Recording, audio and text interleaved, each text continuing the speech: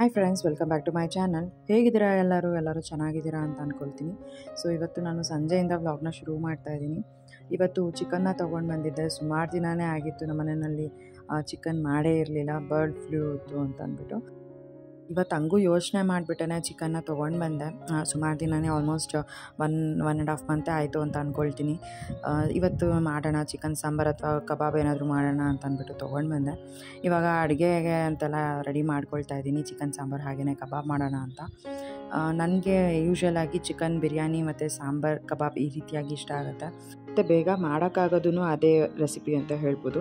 So ಇವತ್ತು first ಆ್ಯಕ್ಚುಲಾಗಿ ಅಂದ್ಕೊಂಡಿದ್ದು ನಾನು ಬಿರಿಯಾನಿ ಮಾಡೋಣ ಅಂತ. ಆಮೇಲೆ ಜೀವನ್ ಹೇಳಿದ್ರು ಬೇಡ, ಸಾಂಬಾರು ಮಾಡಿಬಿಡು, ತುಂಬ ದಿನ ಆಯಿತು, ಸಾಂಬಾರು ಅನ್ನ ತಿನ್ನೋಣ ಅಂತ ಹೇಳಿದ್ರು. ಸೊ ಹಾಗಾಗಿ ಚಿಕನ್ ಸಾಂಬಾರು ಹಾಗೆಯೇ ಕಬಾಬ್ನ ಮಾಡ್ಕೊಳ್ತಾ ಇದ್ದೀನಿ. ಹೊಸದಾಗಿ ಯಾರು ನನ್ನ ಚಾನಲ್ನ ನೋಡ್ತಾ ಇದ್ದೀರಾ, ಮರೀದೆಲ್ಲ ನನ್ನ ಚಾನಲ್ನ ಸಬ್ಸ್ಕ್ರೈಬ್ ಮಾಡಿಕೊಂಡು ನೋಡಿ. ಈ ಒಂದು ವಿಡಿಯೋ ನಿಮಗೆ ಇಷ್ಟ ಆದರೆ ಲೈಕ್ ಮಾಡಿ, ಕಮೆಂಟ್ ಮಾಡಿ, ಶೇರ್ ಮಾಡಿ.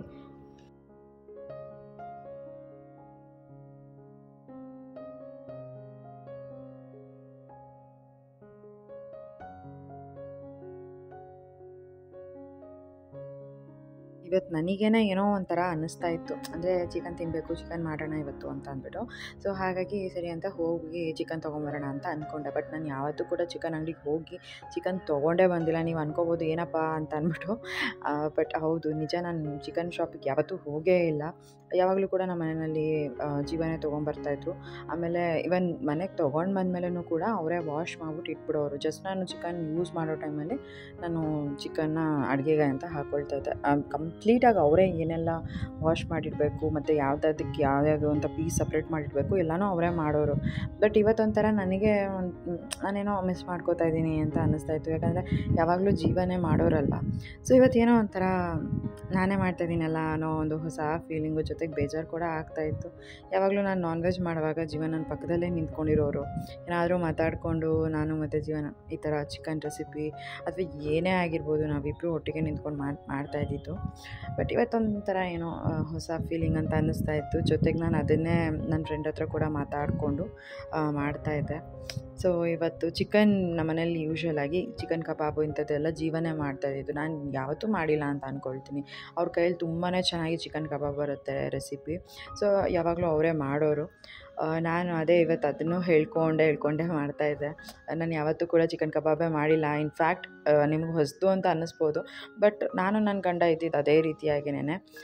ಪ್ರತಿ ಸರಿನೂ ಅವ್ರು ಚಿಕನ್ ಏನಾದ್ರು ತೊಗೊಂಡು ಬಂದಾಗ ಅವರೇ ವಾಶ್ ಮಾಡಿಕೊಡೋರು, ಅವರೇ ಕಬಾಬಿಗೆ ಮಿಕ್ಸ್ ಮಾಡಿ ಇಡೋರು. ನಮ್ಮನೆಯಲ್ಲಂತೂ ಕಬಾಬ್ ಮಿಸ್ಸೇ ಇಲ್ಲ ಯಾವಾಗಾದ್ರೂ ಚಿಕನ್ ತೊಗೊಂಡು ಬಂದಾಗ. ಬಟ್ ಇಂಥದ್ದನ್ನೆಲ್ಲ ನಾನು ಸ್ವಲ್ಪ ಮಿಸ್ ಮಾಡ್ಕೋತಾ ಇದ್ದೆ ಅವತ್ತು. ಎಲ್ಲನೂ ಚೆನ್ನಾಗಿದ್ದರೆ ಜೀವನ ನನ್ನ ಜೊತೆಯಲ್ಲೇ ಇವಾಗ ನಿಂತ್ಕೊಂಡು ಚಿಕನ್ ರೆಸಿಪಿ ಎಲ್ಲ ಮಾಡ್ತಾಯಿದ್ರು ಅಂತ. ಏನೂ ಮಾಡೋಕ್ಕಾಗಲ್ಲ, ಕೆಲವೊಮ್ಮೆ ಟೈಮು ಈ ಥರ ಆಗುತ್ತೆ. ಬಟ್ ಎಲ್ಲನೂ ಬೇಗ ಹುಷಾರಾಗಿ ಜೀವನ ಕೂಡ ಎದ್ದು ನಡೆಯೋ ಥರ ಆಗಿಬಿಟ್ರೆ ಸಾಕು ಅಂತ ನನಗೆ ಅನ್ನಿಸ್ಬಿಟ್ಟಿದೆ. ಸುಮಾರು ಜನ ಕೇಳ್ತಾ ಇರ್ತೀರಾ ಹೇಗಿದ್ದಾರೆ ಇವಾಗ ಅಂತ ಅಂದ್ಬಿಟ್ಟು. ಹಾಗೆಯೇ ಮಧ್ಯದಲ್ಲಿ ಒಂದು 4 ದಿನ ನಾನು ವ್ಲಾಗ್ ಅಪ್ಲೋಡ್ ಮಾಡೋದಕ್ಕೆ ಆಗಿರಲಿಲ್ಲ, ಬಿಕಾಸ್ ಆಫ್ ಸಮ್ ರೀಸನ್ಸ್. ಅದನ್ನು ನಾನು ಮುಂದಿನ ವ್ಲಾಗಲ್ಲಿ ನಿಮ್ಮ ಜೊತೆ ಶೇರ್ ಮಾಡ್ಕೊಳ್ತೀನಿ. ನಾವು ಅಂದ್ಕೊಂಡಿದ್ವಿ ಬೇಗನೆ ಹುಷಾರಾಗ್ತಾರೆ ಅಂತ, ಬಟ್ ಅಲ್ಲಿ ನೋಡಿದ್ರೆ ಏನೇನೋ ಆಗ್ತಾಯಿದೆ. ನಾವು ನಿಜವಾಗ್ಲೂ ಅಂದ್ಕೊಂಡೇ ಇರಲಿಲ್ಲ. ಆ ರೀತಿ ಎಲ್ಲ ಒಂಥರ ಏನೋ ಬೇಜಾರು. ಏನು ಹೇಳೋದು, ಏನು ಬಿಡೋದು, ನಾನು ಏನು ಯೂಟ್ಯೂಬ್ ಮಾಡಲಾ ಬೇಡವಾ ನನಗೆ ಗೊತ್ತಾಗ್ತಿಲ್ಲ. ಇನ್ಫ್ಯಾಕ್ಟ್ ಹೇಳಬೇಕು ಅಂತಂದರೆ ಸುಮಾರು ಜನ ನಮ್ಮ ಮನೆಯಲ್ಲೇ ಹೇಳ್ತಾ ಇರ್ತಾರೆ, ಬೇಡ ಬಿಟ್ಬಿಡು, ಏನಕ್ಕೆ ಬೇಕು ಯೂಟ್ಯೂಬು ಅಂತ ಅಂದ್ಬಿಟ್ಟು. ಬಟ್ ನಾನು ಇಷ್ಟು ದಿನ ಕಷ್ಟಪಡ್ಕೊಂಡು ಮಾಡ್ಕೊಂಡು ಬಂದಿದ್ದೀನಿ. ಸೊ ಕಂಟಿನ್ಯೂ ಮಾಡ್ಕೊಂಡು ಹೋಗೋಣ ಅನ್ನೋ ಒಂದು ಇದಕ್ಕೋಸ್ಕರ ನಾನು ಕಂಟಿನ್ಯೂ ಮಾಡ್ಕೊಂಡು ಹೋಗ್ತಾಯಿದ್ದೀನಿ. ಜೊತೆಗೆ ನನಗೆ ಗೊತ್ತು ಎಲ್ಲರೂ ಸುಲಭವಾಗಿ ಹೇಳ್ಬಿಡ್ಬೋದು ಬಿಟ್ಬಿಡು ಅಂತ ಅಂದ್ಬಿಟ್ಟು. ಬಟ್ ನಾನು ಎಷ್ಟು ಕಷ್ಟಪಟ್ಟಿದ್ದೀನಿ, ಅಟ್ಲೀಸ್ಟ್ ಇಷ್ಟು ವ್ಯೂಸ್ ತೊಗೊಳಕ್ಕಾದ್ರೂ ನಾನು ಎಷ್ಟು ಕಷ್ಟಪಟ್ಟಿದ್ದೀನಿ ಅನ್ನೋದು ನನಗೆ ಗೊತ್ತು. ಆ್ಯಂಡ್ ನನ್ನ ಒಂದೊಂದು ಸಬ್ಸ್ಕ್ರೈಬರ್ ಕೂಡ ನನಗೇನು ಆಗ್ತಾರೆ ಅಲ್ವ, ನಂಗೆ ಅದು ತುಂಬಾ ಇಂಪಾರ್ಟೆಂಟ್ ಆಗಿರುತ್ತೆ. ಸೊ ಏನೋ ಅದರಿಂದ ಮಾಡಿಬಿಡ್ತೀವಿ ಅನ್ನೋದಲ್ಲ, ಬಟ್ ನಾನು ಫೈನಾನ್ಷಿಯಲಿ ಇಂಡಿಪೆಂಡೆಂಟ್ ಆಗಿರೋದಕ್ಕೆ ಇದು ಕೂಡ ಒಂದು ಕಾರಣ ಅಂತ ಹೇಳ್ಬೋದು. ಸೊ ಆಲ್ಮೋಸ್ಟ್ ಯೂಟ್ಯೂಬಿಂದನೇ ನಾನು ಫೈನಾನ್ಷಿಯಲಿ ಇಂಡಿಪೆಂಡೆಂಟ್ ಆಗಿರೋದು. ಸೊ ಅದನ್ನು ಅಷ್ಟು ಈಸಿಯಾಗಿ ಬಿಡೋದಕ್ಕೆ ನನಗೂ ಕೂಡ ಆಗ್ತಾಯಿಲ್ಲ. ಸೊ ಏನು ಹೇಳಬೇಕು ಅಂತ ಗೊತ್ತಿಲ್ಲ ಫ್ರೆಂಡ್ಸ್. ಏನು ಹೇಳಿದ್ರು ಕೂಡ ಹಿಂಗೆ ಹಂಗೆ ಅಂತ ಅಂದ್ಬಿಟ್ಟು ಮಾತಾಡೋ ಜನಗಳು ಇದ್ದಾರೆ. ಬೇರೆಯವ್ರು ಯಾಕೆ ಫ್ಯಾಮಿಲಿನಲ್ಲೇ ಮಾತಾಡ್ತಾರೆ. ನಿಜವಾಗ್ಲೂ ನನ್ನ ಮನಸ್ಥಿತಿ ಇವಾಗ ಹೆಂಗಿದೆ ಅನ್ನೋದು ಯಾರೂ ಕೂಡ ಅರ್ಥ ಮಾಡ್ಕೊಳ್ಳೋದಕ್ಕಾಗಲ್ಲ. ಬಟ್ ನನಗೆ ಯೂಟ್ಯೂಬ್ ಕೂಡ ತುಂಬಾ ಇಂಪಾರ್ಟೆಂಟ್. ನಾನು ಅದನ್ನು ಕೂಡ ಹೇಳ್ಬೋದು. ಸದ್ಯದ ಪರಿಸ್ಥಿತಿನಲ್ಲಿ ಒಂದು ಸ್ವಲ್ಪ ದಿನ ಬ್ರೇಕ್ ತೊಗೊಂಡು ನಾನು ನನ್ನ ಗಂಡನ ಚೆನ್ನಾಗಿ ನೋಡ್ಕೋಬೋದು. ಬಟ್ ಆಮೇಲೆ ಮತ್ತೆ ನಾನು ಯೂಟ್ಯೂಬಲ್ಲಿ ವ್ಲಾಗ್ ಕಂಟಿನ್ಯೂ ಮಾಡ್ಬೋದು, ಅದಕ್ಕೆಲ್ಲ ಪ್ರಾಬ್ಲಮ್ಮು. ಬಟ್ ಏನಂತ ಅಂದರೆ ಸುಮ್ಮನೆ ನನಗೆ ಯಾವುದೂ ಮಾತು ಕೇಳೋಕ್ಕಾಗ್ತಿಲ್ಲ. ಕೆಲವೊಂದು ಸಲ ನನ್ನಿಂದನೇ ಎಲ್ಲನೂ ಆಗ್ಬಿಡುತ್ತಾ ಅಂತಲೂ ಬೇಜಾರಾಗುತ್ತೆ. ನಾನು ಅದನ್ನು ಒಂದು ವ್ಲಾಗಲ್ಲೂ ಕೂಡ ಶೇರ್ ಮಾಡ್ಕೊಂಡಿದ್ದೀನಿ. ಬಟ್ ಏನೋ ನನಗೆ ಏನು ಹೇಳ್ಬೇಕಂತಲೇ ಗೊತ್ತಾಗಲ್ಲ. ಕೆಲವೊಂದು ಸರಿ ಎಲ್ಲನೂ ಚೆನ್ನಾಗಿದೆ ಅಂತ ಅಂದ್ಬಿಟ್ಟು ಖುಷಿ ಪಡೋದಾ, ಅಥವಾ ದೇವ್ರು ನಮಗೆ ಎಲ್ಲನೂ ಕೊಟ್ಟಿದ್ದಾನೆ ಅಂತ ಖುಷಿ ಪಡೋದಾ, ಅಥವಾ ಈ ಥರ ಯಾವುದಾದ್ರೂ ಒಂದು ಸಂಕಷ್ಟ ಕೊಟ್ಬಿಟ್ಟ ಅಂತ ಬೇಜಾರು ಪಡ್ಕೊಳ್ಳೋದಾ, ಅದೇ ಗೊತ್ತಾಗಲ್ಲ. ಏನೋ ನಮ್ಮ ಬ್ಯಾಡ್ ಟೈಮ್ ಅಂತ ಅನಿಸುತ್ತೆ. ಒಂದು ಸ್ವಲ್ಪ ದಿನ ಎಲ್ಲ ಸರಿ ಹೋಗುತ್ತೆ. ಎಲ್ಲರ ಲೈಫಲ್ಲೂ ಒಂದು ಕಷ್ಟ ಸುಖ ಅನ್ನೋದು ಬಂದೇ ಬರುತ್ತೆ. ಸೊ ಅದೇ ಥರನೇ ನಮಗೂ ಕೂಡ ಈಗ ಸದ್ಯಕ್ಕೆ ಒಂದು ಸ್ವಲ್ಪ ಕಷ್ಟ ಇರ್ಬೋದು. ಬಟ್ ಎಲ್ಲನೂ ಸರಿ ಹೋಗುತ್ತೆ ಅಂತ ಕೂಡ ನಾನು ನಂಬಿದ್ದೀನಿ. ನೋಡೋಣ ಹೇಗಾಗುತ್ತೆ ಏನು ಅಂತೆಲ್ಲ ಅಂದ್ಬಿಟ್ಟು.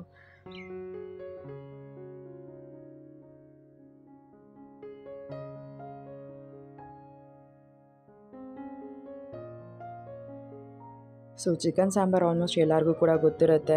ಹಾಗಾಗಿ ನಾನೇನು ರೆಸಿಪಿ ಎಲ್ಲ ಏನು ಡೀಟೇಲಾಗಿ ಹೇಳ್ತಿರಲಿಲ್ಲ. ಮತ್ತು ನಮ್ಮಪ್ಪನೂ ಕೂಡ ಬಂದರು. ಇನ್ನು ನಮ್ಮಪ್ಪ ಬಂದಮೇಲೆ ಜೀವನ ಮಾತಾಡ್ಸ್ಕೊಂಬರ್ತೀನಿ ಅಂತ ಮೇಲ್ಗಡೆ ಹೋದರು.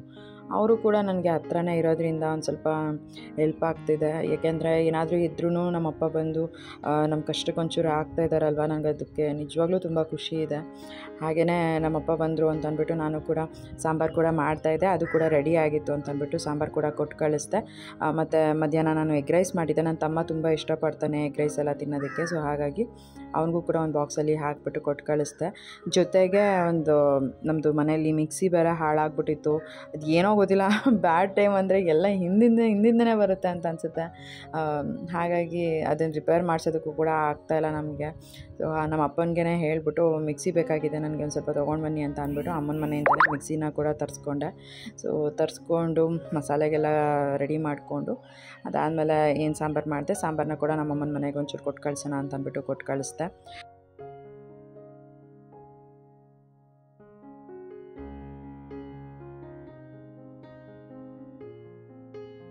ಸೊ ನಮ್ಮ ಅಪ್ಪನೂ ಒಂದು ಸ್ವಲ್ಪ ಹೊತ್ತಿದ್ದು ಜೀವನ ಮಾತಾಡಿಸ್ಕೊಂಡು ಹೊರಟರು.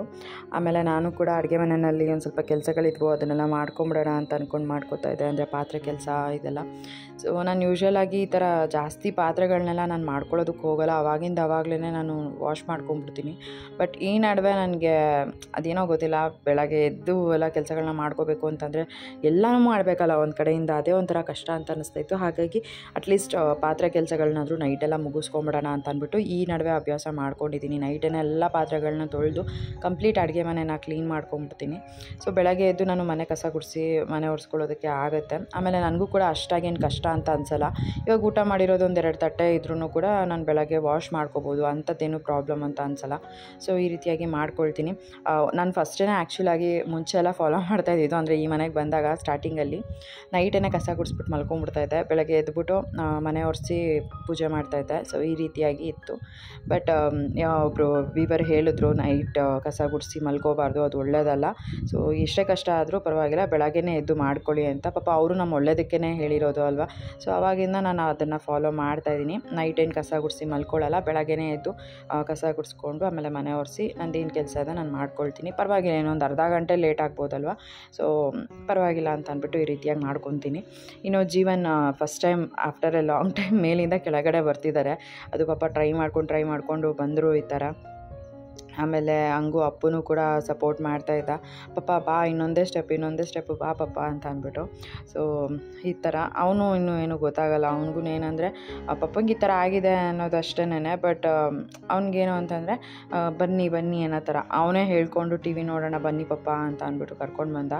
ಆಮೇಲೆ ಅವರು ಕೂಡ ಸುಮಾರು ದಿನವೇ ಆಗಿತ್ತು ಅಲ್ವಾ, ಆಲ್ ಕಡೆ ಕೂಡ ತಿರುಗಿ ನೋಡಿರಲಿಲ್ಲ. ಸೊ ನಾನು ಅದೇ ಅಂತ ಇದ್ದೆ, ಹೇಗೆ ಅನ್ನಿಸ್ತಾ ಇದೆ ತುಂಬ ದಿನ ಆದಮೇಲೆ ಕೆಳಗಡೆ ಬರ್ತಿದ್ದೀರಲ್ಲ ಅಂತ ಅಂದ್ಬಿಟ್ಟು. ಸೊ ಏನೋ ಒಂಥರ ಮೈಂಡ್ ಫ್ರೆಶ್ ಅಂತ ಅನ್ನಿಸ್ತು.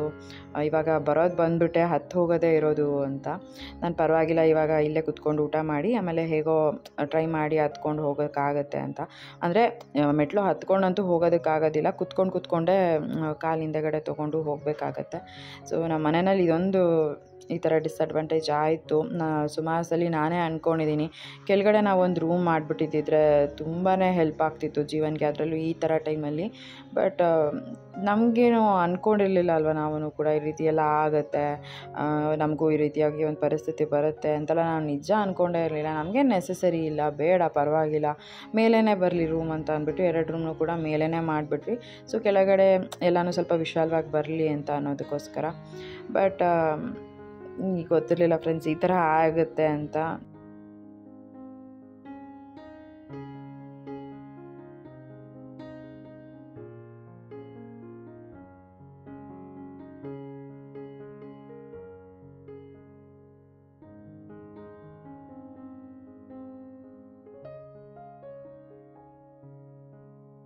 ಸರಿ, ಜೀವನ್ ಮೇಲೆ ಕಡೆಯಿಂದ ಕೆಳಗಡೆ ಬಂದಿದ್ದಾರೆ ಅಲ್ವಾ ಹಾಲಲ್ಲಿ, ಊಟನೂ ಕೂಡ ಇಲ್ಲೇ ಕೊಟ್ಬಿಡೋಣ ಅಂತ ಅಂದ್ಬಿಟ್ಟು ನಾನು ಎಲ್ಲ ರೆಡಿ ಮಾಡ್ಕೊಳ್ತಾ ಇದ್ದೆ. ಇನ್ನೊಂದು ಕಬಾಬ್ ಮಾಡಬೇಕಾಗಿತ್ತು ಅಷ್ಟೇನೆ. ಸರಿ ಅದನ್ನು ಮಾಡಿಬಿಟ್ಟು ಊಟಕ್ಕೆ ಕೊಟ್ಬಿಡೋಣ ಅಂತ ಅಂದ್ಬಿಟ್ಟು ಕಬಾಬ್ನ ಮಾಡ್ತಾಯಿದ್ದೀನಿ. ನಾನು ಫಸ್ಟೇ ಹೇಳ್ದಾಗೆ ಜೀವನ್ನೇ ನಮ್ಮ ಮನೆಯಲ್ಲಿ ಯಾವಾಗಲೂ ಕೂಡ ಕಬಾಬ್ ಮಾಡ್ತಾಯಿದ್ದು. ಅದೇನೋ ಅವ್ರ ಕೈ ರುಚಿನೇ ತುಂಬ ಚೆನ್ನಾಗಿ ಬರೋದು ಕಬಾಬ್ ಟೇಸ್ಟು. ಎಲ್ಲರೂ ಅಂದ್ಕೋಬೋದು ಅಂದರೆ ಜಸ್ಟ್ ಅದೇನು ಪ್ಯಾಕೆಟ್ ಬರುತ್ತೆ ಕಬಾಬ್ ಪೌಡರು, ಸೊ ಅದು ಜೊತೆಗೆ ಶುಂಠಿ ಬೆಳ್ಳುಳ್ಳಿ ಪೇಸ್ಟ್ ಒಂದು ಸ್ವಲ್ಪ ಮೊಟ್ಟೆನ ಹಾಕಿಬಿಟ್ಟು ಮಿಕ್ಸ್ ಮಾಡಿಟ್ರೆ ಎಲ್ಲರೂ ಮಾಡೋದು ಒಂದೇ ಥರ ಟೇಸ್ಟ್ ಇರುತ್ತೆ ಅಂತ. ಬಟ್ ನಮ್ಮ ಮನೆಯಲ್ಲಿ ನಾನು ಮಾಡೋದು ಸೇಮ್ ಇಂಗ್ರೀಡಿಯೆಂಟ್ಸೇ ಹಾಕ್ತೀನಿ. ನನ್ನ ಕೈ ರುಚಿನೇ ಬೇರೆ ಥರ ಬರುತ್ತೆ, ಆಮೇಲೆ ಜೀವನ್ ಕೈ ರುಚಿನೇ ಬೇರೆ ಥರ ಬರುತ್ತೆ, ಇನ್ನು ನಮ್ಮ ಅಮ್ಮ ಮಾಡೋದೇ ಬೇರೆ ಥರ ಕೈ ರುಚಿ ಇರುತ್ತೆ. So same powder same ingredients ಎಲ್ಲನೂ ಡಿಫ್ರೆಂಟಾಗೇ ಕೈ ರುಚಿ ಇರುತ್ತೆ. ಸೊ ಈ ರೀತಿ ಇನ್ನೇನು ಕಬಾಬ್ ಎಲ್ಲ ಮಾಡಬೇಕಾಗಿತ್ತು, ಕಬಾಬ್ ಕೂಡ ಆಯಿತು. ಇನ್ನು ಜೀವನ್ ಅವರೇ ಒಂದು ಸ್ವಲ್ಪ ಅಪ್ಪು ಹೆಲ್ಪ್ ತೊಗೊಂಡು ಹೋಗಿ ಸೋಫಾ ತನಕನೂ ಕೂತ್ಕೊಂಡಿದ್ರು.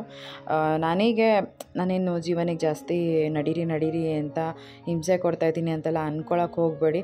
ನನಗೇನು ಅಂತಂದರೆ ಡಾಕ್ಟರೇ ಹೇಳಿದ್ದಾರೆ ಸ್ವಲ್ಪ ಟ್ರೈ ಮಾಡಿ ನೀವು ಅಂತ ಅಂದ್ಬಿಟ್ಟು, ಹಾಗಾಗಿ ನಾನು ಹೇಳ್ತಾ ಇದ್ದಿದ್ದು ಅಷ್ಟೇನೆ. ಸ್ವಲ್ಪ ಟ್ರೈ ಮಾಡಿರಿ, ಡಾಕ್ಟರೇ ಹೇಳಿದ್ದಾರೆ ಅಂತಂದಮೇಲೆ ಎಂಥ ಪ್ರಾಬ್ಲಮ್ ಇರಲ್ಲ, ನಡೀರಿ ಅಂತ. ಸುಮಾರು ಜನ ಅದಕ್ಕೂ ಕೂಡ ಹೇಳಿದ್ರಿ, ನೀವು ಆ ಥರ ಫೋರ್ಸ್ ಮಾಡಬೇಡಿ, ಅವ್ರ ಕಷ್ಟ ನೋಡೋದಕ್ಕಾಗೋದಿಲ್ಲ ಅಂತ. ಬಟ್ ನಾನು ಆ ಥರ ಒಂದು ಸ್ವಲ್ಪ ಫೋರ್ಸ್ ಮಾಡಿದ್ದಕ್ಕೇ ಅಂತ ಅಂದ್ಕೊಳ್ತೀನಿ. ಮೇಲಿಂದ ಕೆಳಗಡೆವರೆಗೂ ಅವರು ಟ್ರೈ ಮಾಡಿದ್ದಾರೆ ಬರೋದಕ್ಕೆ ಅಂತ. ಫಸ್ಟ್ ಅವ್ರಿಗೆ ಅದೂ ಆಗ್ತಿರಲಿಲ್ಲ, ತುಂಬಾ ಕಷ್ಟಪಡೋರು. ಬಟ್ ಏನೋ ಸ್ವಲ್ಪ ಇಷ್ಟಾದರೂ ಬಂದಿದ್ದಾರಲ್ಲ ಅಂತ ನನಗೆ ಖುಷಿ ಆಗುತ್ತೆ. ಅದಾದಮೇಲೆ ಸ್ವಲ್ಪ ಕಾಲು ಏನಿತ್ತು ಅದು ತುಂಬಾ ಸ್ವೆಲ್ಲಿಂಗ್ ಬರ್ತಾಯಿತ್ತು, ಏನಕ್ಕೆ ಅಂತ ರೀಸನ್ ಗೊತ್ತಿಲ್ಲ. ನೆಕ್ಸ್ಟ್ ಡೇ ಡಾಕ್ಟರ್ ಅಪಾಯಿಂಟ್ಮೆಂಟ್ ಕೂಡ ತೊಗೊಂಡಿದ್ದೀವಿ. ಆ್ಯಕ್ಚುಲಾಗಿ ಹಾಸ್ಪಿಟಲ್ಗೆ ಹೋಗಬೇಕಾಗಿತ್ತು, ಬಟ್ ಜೀವನಿಗೆ ಹಾಸ್ಪಿಟಲ್ಗೆ ಬರೋದಕ್ಕೆ ಆಗ್ತಾ ಇರಲಿಲ್ಲ. ಹಾಗಾಗಿ ನಾವು ಸರಿ ಮನೆಗೇ ಬರಲಿ ಅಂತ ಅಂದ್ಬಿಟ್ಟು ನಾವು ಡಾಕ್ಟರ್ ಹತ್ರ ಅಪಾಯಿಂಟ್ಮೆಂಟ್ ತೊಗೊಂಡಿದ್ದೀವಿ. ನಾಳೆ ಸಂಜೆ ಹಾಗೆ ಬರ್ತೀನಿ ಅಂತ ಕೂಡ ಹೇಳಿದ್ದಾರೆ. ಇನ್ನು ಡಾಕ್ಟರ್ ಬಂದಮೇಲೆ ಅವ್ರು ಏನು ಹೇಳ್ತಾರೆ ಅಂತ ನೋಡಬೇಕು. ಅದು ಏನಕ್ಕೆ ಸ್ವೆಲ್ಲಿಂಗ್ ಕಡಿಮೆ ಆಗ್ತಿಲ್ಲ ಅಂತಲೇ ನಮಗೆ ಗೊತ್ತಾಗ್ತಿಲ್ಲ. ಇನ್ನೊಂದ್ಸಲಿ ಎಕ್ಸ್ರೇ ಮಾಡಿಸ್ಬೇಕಾಗತ್ತೆ ನನಗೆ ಗೊತ್ತಿರೋ ಪ್ರಕಾರ. ಇಲ್ಲ ಅಂತ ಅಂದರೆ ಏನಾದರೂ ಇನ್ಫೆಕ್ಷನ್ ಆಗಿರ್ಬೋದಾ ಅಂತ ನಾನು ಯೋಚನೆ ಮಾಡ್ತಾಯಿದ್ದೀನಿ. ಅಂದರೆ ಆ ಬಿದ್ದಿರೋ ಜಾಗದಲ್ಲಿ ಏನಾದರೂ ಇನ್ಫೆಕ್ಷನ್ ಆಗಿದ್ರು ಕೂಡ ಕೆಲವೊಮ್ಮೆ ಸ್ವೆಲ್ಲಿಂಗ್ ಕೂಡ ಬರ್ಬೋದಲ್ವಾ. ಸೊ ಈ ರೀತಿ. ಆಮೇಲೆ ಅವರೇನು ಜಾಸ್ತಿ ನಡೆಯೋದು ಟ್ರೈ ಮಾಡೋದು ಈ ಥರ ಎಲ್ಲ ಏನೂ ಇಲ್ಲ, ಬೆಳಗ್ಗೆಯಿಂದ ಸಂಜೆವರೆಗೂ ಮಲ್ಕೊಂಡೇ ಇರ್ತಾರೆ. ಬಟ್ ಒಂದು ಸ್ವಲ್ಪ ಇವತ್ತು ಈ ರೀತಿ ಮೇಲ್ಗಡೆಯಿಂದ ಕೆಳಗಡೆ ಬಂದಿದ್ದಾರೆ ಅಷ್ಟೇನೆ. ಅದು ಬಿಟ್ಟರು ಜಾಸ್ತಿ ಅಂತ ವಾಕ್ ಎಲ್ಲ ಮಾಡಿಲ್ಲ. ಹೇಗಿದ್ರು ನಾಳೆ ಡಾಕ್ಟರ್ ಬರ್ತಾರಲ್ವ, ನೋಡೋಣ ಕೇಳೋಣ ಅಂತ ಅಂದ್ಬಿಟ್ಟು ಅಂದ್ಕೊಂಡಿದ್ದೀವಿ. ಸೊ ಈ ರೀತಿ ಜೊತೆಗೆ ಏನಂದರೆ ಎಲ್ಲ ಡಾಕ್ಟರ್ಸ್ ಕೂಡ ಮನೆಗೆ ಬರೋದಿಲ್ಲ. ನಮಗೆ ಸಿಕ್ಕಿರೋ ಒಂದು ಪುಣ್ಯ ಅಂತ ಅಂದ್ಕೊಳ್ತೀನಿ. ಡಾಕ್ಟರ್ ಮನೆಗೇ ಬಂದು ಜೀವನ್ಗೆ ಅದು ಏನಿದೆ ಪ್ರಾಬ್ಲಮ್ ಅದನ್ನು ನೋಡಿಕೊಂಡು ಡ್ರೆಸ್ಸಿಂಗ್ ಮಾಡಿಕೊಟ್ಬಿಟ್ಟು ಹೋಗ್ತಾರೆ. ಅದಾದಮೇಲೆ ಇವಾಗ ನಾಳೆ ಯಾರು ಬರೋದಕ್ಕೆ ಹೇಳಿದ್ದೀವಿ ಅವ್ರು ಬಂದು ಆರ್ಥೋಪೆಡಿಕ್ಕು. ಸೊ ಅವ್ರ ಮನೆಗೆ ಬಂದರೆ ಒಂದು ಒಳ್ಳೆಯದು ಅಂತ ಅಷ್ಟೇನೆ. ಈ ರೀತಿ ಯೋಚನೆ ಮಾಡಿಕೊಂಡು ಹೇಳಿರೋದಕ್ಕೆ ಅವ್ರು ಬರ್ತೀವಿ ಅಂತೇಳಿ ಒಪ್ಕೊಂಡಿದ್ದಾರೆ. ಸೊ ಈ ರೀತಿ ಇನ್ನು ಅಡುಗೆಗಳು ಕೂಡ ಆಯಿತು. ಇವಾಗ ಕಬಾಬ್ ಕೂಡ ಮಾಡಿದ್ದಾಯಿತು.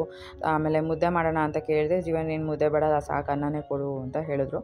ಸರಿ ಅಂತ ಇವಾಗ ಊಟ ಬಡಿಸ್ಬಿಟ್ಟು ಕೊಡ್ತಾಯಿದ್ದೀನಿ.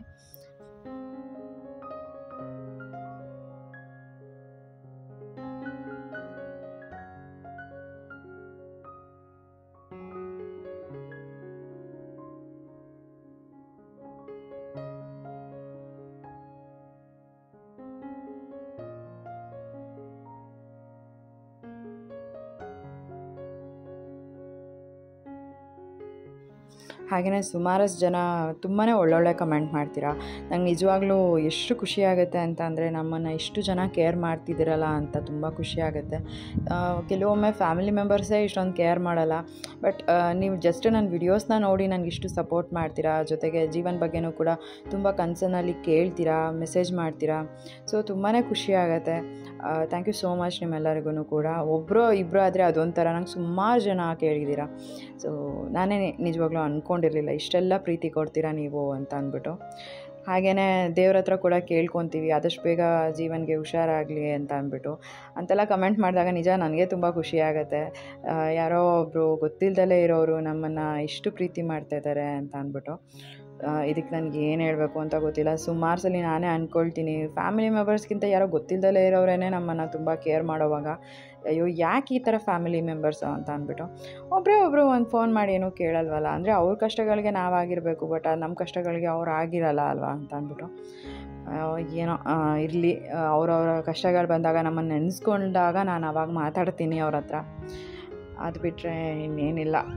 ಕಷ್ಟದಲ್ಲೂ ಯಾರನ್ನೂ ಆಡ್ಕೊಳಕ್ಕೆ ಹೋಗಬಾರ್ದು ಅಂತ ಹೇಳ್ತಾರೆ, ಬಟ್ ಕೆಲವೊಬ್ಬರು ನಮ್ಮನ್ನು ಅದನ್ನು ಕೂಡ ಮಾಡ್ಕೊಂಡಿದ್ದಾಯಿತು. ಆಡಿಕೊಂಡು ಮಾತಾಡಿಕೊಂಡು ಏನೋ ಅವ್ರವ್ರ ಟೈಮ್ ಪಾಸಿಗೆ ಅವರು ಏನೋ ಒಂದು ಮಾಡ್ಕೊತಾರೆ. ಅವ್ರಿಗೊಂದು ಟಾಪಿಕ್ ಬೇಕಾಗಿತ್ತು, ನಮ್ಮದು ಸಿಕ್ಕಿದೆ, ಮಾತಾಡ್ಕೊಳ್ಳಿ ಅಷ್ಟೇನೆ. ಹಾಗೆಯೇ ಅಪ್ಪುಗೆ ಇವಾಗ ಊಟ ಮಾಡಿಸ್ಬೇಕಾಗಿತ್ತು, ಊಟ ಮಾಡಿಸ್ಕೊಂಡು ನಾನು ಕೂಡ ಊಟ ಮಾಡಿಕೊಂಡೆ. ಆಮೇಲೆ ಜೀವಂದು ಕೂಡ ಊಟ ಆಯಿತು. ಇನ್ನು ನನ್ನ ಮಗ ಒಂದು ಸ್ವಲ್ಪ ಲೇಟೇ ಊಟ ಮಾಡೋದು. ತಿಂದು ಮುಗಿಸೋ ಅಷ್ಟೊತ್ತಿಗೆ ಆಲ್ಮೋಸ್ಟ್ ಒಂದು ಅರ್ಧ ಮುಕ್ಕಾಲು ಗಂಟೆನೇ ಆಗೋಗ್ಬಿಡುತ್ತೆ. ಇನ್ನು ಒಂದು ಸ್ವಲ್ಪ ಹೊತ್ತು ಕೂತ್ಕೊಂಡು ಟಿ ವಿ ನೋಡಿ ಇವಾಗ ಸರಿ ಇನ್ನೇನು ಹೋಗಿ ಮಲ್ಕೊಳ್ಳೋದು ಅಷ್ಟೇನೆ. ಇನ್ನು ಜೀವನ ಸ್ವಲ್ಪ ಟ್ರೈ ಮಾಡಿ ಮೇಲ್ಗಡೆ ಬರೋ ಅಷ್ಟೊತ್ತಿಗೆ ಆಲ್ಮೋಸ್ಟ್ ಒಂದು ಅರ್ಧ ಗಂಟೆನೇ ತೊಗೊಂಡ್ರು ಅಂತ ಅಂದ್ಕೊಳ್ತೀನಿ. ಅವರಿಗೆ ತುಂಬಾ ಕಾಲು ನೋವು ಇರೋದ್ರಿಂದ ಒಂದೊಂದೇ ಸ್ಟೆಪ್ನ ಸ್ಲೋ ಆಗೇ ಹತ್ಕೊಂಡು ಬಂದರು. ಸೊ ಈ ಥರ ಇತ್ತು. ಸೊ ಇಷ್ಟೇ ಫ್ರೆಂಡ್ಸ್, ಇವತ್ತಿನ ಈ ಒಂದು ಬ್ಲಾಗ್ನ ನಾನು ಇಲ್ಲಿಗೆ ಎಂಡ್ ಮಾಡ್ತೀನಿ. ಇವತ್ತಿನ ಈ ಒಂದು ಬ್ಲಾಗ್ ನಿಮ್ಗೆ ಇಷ್ಟ ಆಗಿದ್ರೆ ಲೈಕ್ ಮಾಡಿ, ಕಮೆಂಟ್ ಮಾಡಿ, ಶೇರ್ ಮಾಡಿ. ಇನ್ನೂ ಯಾರು ನನ್ನ ಯೂಟ್ಯೂಬ್ ಚಾನಲ್ನ ಸಬ್ಸ್ಕ್ರೈಬ್ ಮಾಡ್ಕೊಳ್ದಲ್ಲೇ ನೋಡ್ತಾ ಇದ್ದೀರಾ, ದಯವಿಟ್ಟು ನನ್ನ ಯೂಟ್ಯೂಬ್ ಚಾನಲ್ನ ಸಬ್ಸ್ಕ್ರೈಬ್ ಮಾಡಿಕೊಂಡು ನೋಡಿ. ಸಿಗೋಣ ಮುಂದಿನ ವಿಡಿಯೋನಲ್ಲಿ. Thanks for watching. ಬಾಯ್.